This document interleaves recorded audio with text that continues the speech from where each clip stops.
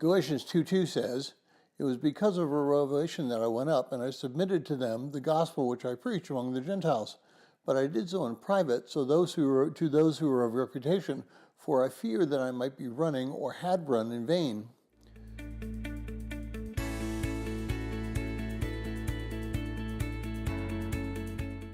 Well, if you're joining us in reading through this 90-day reading plan, today's reading is Galatians 2, and I encourage you to read that passage.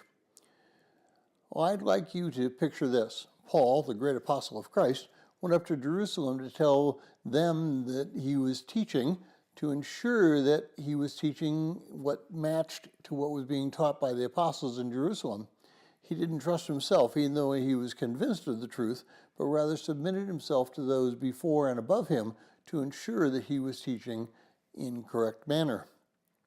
Well, our minds have been corrupted by sin. We believe that we have the capacity of running our own lives and living our own way without restriction to others.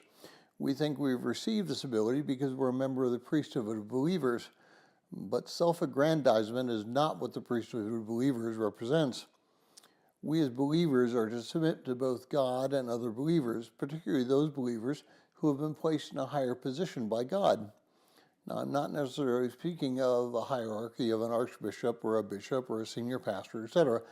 Just because those are believers in leadership position, they are not necessarily the believers to whom we need to initially submit. We are to submit first to those who are around us, because those around us are the ones who know us best.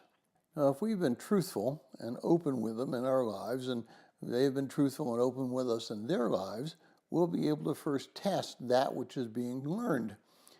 It is being after that we should allow that which is being learned to be investigated by those who have lived Christ longer than we have.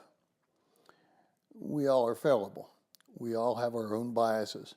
But it is through our knowledge of those that came before us and the ministry of the Holy Spirit in our lives by which we can truly know that we are walking with Christ.